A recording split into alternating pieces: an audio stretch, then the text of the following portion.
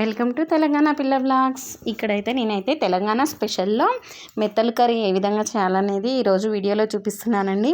నేనైతే ఈ మెత్తలను అయితే మొత్తం వేయించుకున్నాను, ఎర్రగా వేయించుకున్నాను. ఎందుకు అంటే ఇది కొంచెం పచ్చి పచ్చిగా ఉంటాయి కాబట్టి కొంచెం మనకు డ్రై కావాలి కాబట్టి వేయించుకున్నాను. మెత్తలను అయితే ఈ విధంగా వేయించి తలలు తోకలు కానీ పెద్దగా ఉంటే తోకలు అయితే కట్ చేసి పక్కకు పెట్టుకోవాలి.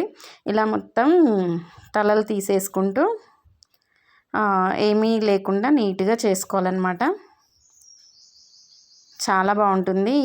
ఇదైతే గోంగూరలో వేసి వండుకుంటే అసలు అదిరిపోతుందన్నమాట. మా తెలంగాణ స్పెషల్లో అయితే మ్యాక్సిమం అందరూ గోంగూర ఒట్టి చేపలు టమాటా ఇలా వండుకుంటారనమాట. చాలా బాగుంటుంది. ఐరన్ కూడా మనకు పుష్కలంగా ఉంటుందన్నమాట. ఈ మెత్తళ్ళు గోంగూర కానీ ఇలా తింటే.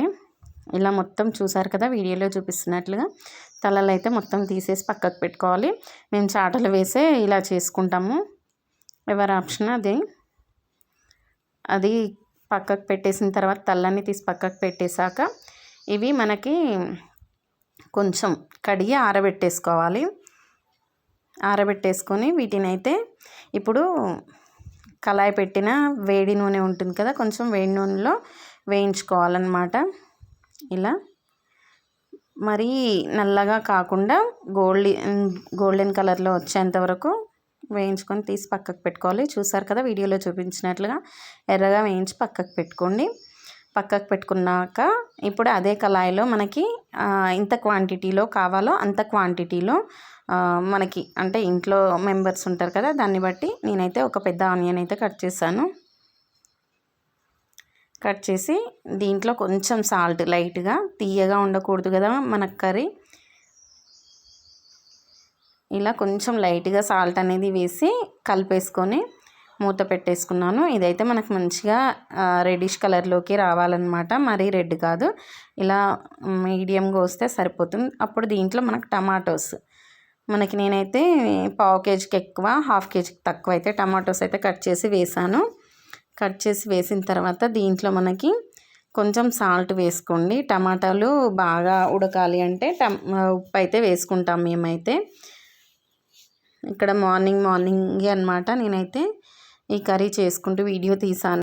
ఇక్కడైతే టమాటోస్ ఉడికేంత వరకు మూత అయితే పెట్టుకోవాలి. ఉడికిన తర్వాత దీంట్లో కొంచెం పసుపు వేసుకోవాలి. నాకు చాలా ఇష్టం అనమాట. యాక్చువల్గా మా చిన్నమ్మ, మా అమ్మ వాళ్ళందరూ చేసి పెడుతుంటే తినేదాన్ని. కానీ మెత్తలు అనేది మా హస్బెండ్ ఎక్కువ తినడని చెప్పేసి వండను. ఇప్పుడు పసుపు అల్లం వేసి కలిపి పెట్టుకోవాలి.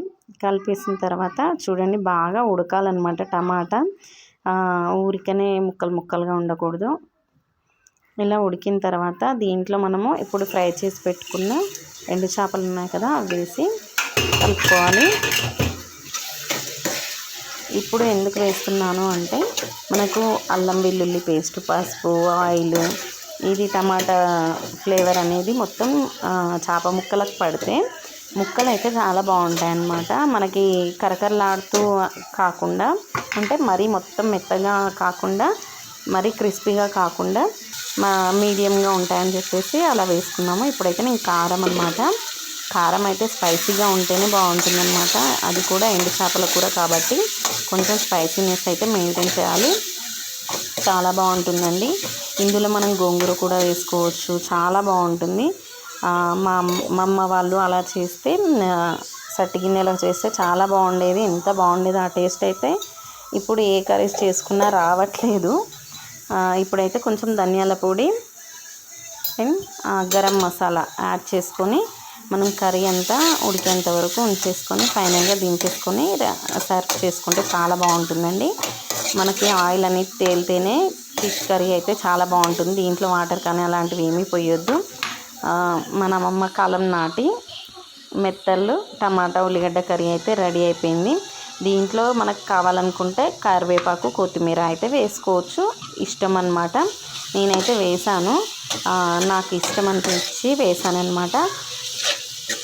అప్పటి కాలం టేస్ట్లు అయితే ఇప్పుడు వస్తాయో రావో తెలియదు, కానీ నేనైతే ట్రై చేశాను, చాలా బాగా కుదిరిందనమాట. అందుకే మీకైతే షేర్ చేశాను. ఫస్ట్ టైం మన ఛానల్ని ఎవరైనా కానీ చూస్తే ప్లీజ్ లైక్ చేయండి, షేర్ చేయండి, సబ్స్క్రైబ్ చేయడం మాత్రం మర్చిపోకని. మంచి వేడి రైస్లోకి మెత్తల కూర వండుకొని తింటే చాలా బాగుందండి టేస్ట్ అయితే. మీరు కూడా ట్రై చేయండి. ఎలా వచ్చిందో కామెంట్ సెక్షన్లో కామెంట్ అయితే చేయండి.